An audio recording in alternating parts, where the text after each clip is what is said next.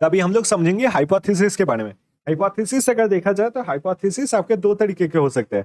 पहला है आपका अल्टरनेटिव हाइपोथेसिस और दूसरा होता है आपका नल हाइपोथेसिस। अल्टरनेटिव हाइपोथेसिस की अगर बात की जाए तो इसे हम लोग H1 से रिप्रेजेंट करते हैं। अल्टरनेटिव हाइपोथेसिस कहता है कि आपका कोई चेंज है। जैसे कि यहाँ पर अल्टरनेटिव हाइपोथेसिस क्या कहेगा कि टाइगर्स के पॉपुलेशन जो है वो डिक्रीज हो रहा है due to increase in hunting. और नल हाइपोथेसिस जिसे हम लोग रिप्रेजेंट करते हैं आपके H0 से, वो हम लोग को कहता है कि कोई चेंज नहीं है,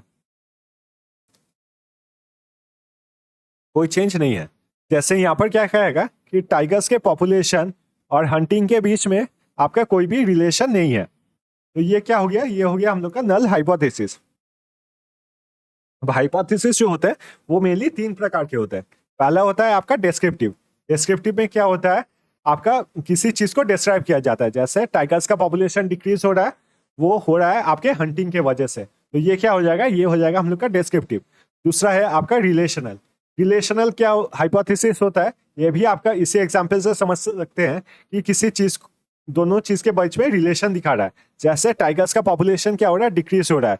किस वजह से, क्योंकि हंटिंग जो है वो इंक्रीज हो रहा है। तो दोनों चीज के बीच में जब रिलेशन दिखाता है तो वो हो जाता है आपका रिलेशनल। और किसी सिचुएशन को जब सिर्फ डिस्क्राइब किया जाता है उसे कहा जाता है डिस्क्रिप्टिव। और आखिर में आता है आपका एक्सप्लेनेटरी हाइपोथेसिस। एक्सप्लेनेटरी हाइपोथेसिस क्या हो जाएगा कि टाइगर्स का पॉपुलेशन जो है वो आपका डिक्रीज हो रहा है, पर इसका कारण मुझे खोजना है। तो किसी सिचुएशन को जब हम लोग एक्सप्लेन करते हैं थ्रू हाइपोथेसिस, उसे कहा जाता है एक्सप्लेनेटरी हाइपोथेसिस। अब हाइपोथेसिस को हम लोग को टेस्ट करना पड़ता है, कौन सा हाइपोथेसिस सही है और कौन सा हाइपोथेसिस गलत है। तो हम लोग ने पहले ही पढ़ा था नल और अल्टरनेट हाइपोथेसिस के बारे में। तो इसमें दो टाइप के एरर होते हैं, एक होता है आपका टाइप 1 एरर और दूसरा आपका टाइप 2 एरर। तो टाइप 1 एरर जो होता है, टाइप 1 एरर में क्या होता है, जो नल हाइपोथेसिस होता है वो आपका करेक्ट होता है। कि नल हाइपोथेसिस कहता है कि कोई भी चेंज नहीं है। जैसे टाइगर्स के पॉपुलेशन और हंटिंग के बीच में कोई भी रिलेशन नहीं है, तो ये नल हाइपोथेसिस आपका सही होता है। पर रिसर्चर अपने काम को दिखाने के लिए ऑल्टरनेट हाइपोथेसिस को दिखाना चाहता है कि हाँ मैंने काम किया है और मुझे ये कारण मिल गया है। तो इसलिए वो जबरदस्ती क्या करता है, ऑल्टरनेट हाइपोथेसिस को जो है उसे सही दिखाता है, और नल हाइपोथेसिस को वो जानबूझ के इग्नोर करता है और नल हाइपोथेसिस को गलत दिखाता है। तो इस सिचुएशन को क्या कहा जाता है, आपका फॉल्स पॉजिटिव, या फिर कहा जाता है आपका अल्फा एरर।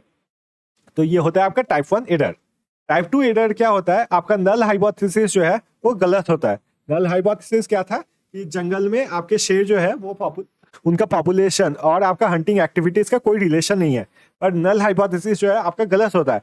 पर तब भी हम लोग नल हाइपोथेसिस को जो है उसे नल हाइपोथेसिस को एक्सेप्ट कर लेते हैं। इसे क्या कहा जाता है, आपका फॉल्स नेगेटिव, या फिर आपका कहा जाता है बीटा एरर।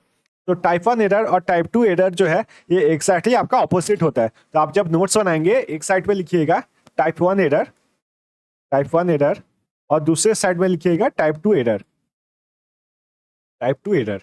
तो टाइप 1 एरर जो भी आप लिखिएगा उसका डायरेक्टली ऑपोजिट होगा आपका टाइप 2 एरर।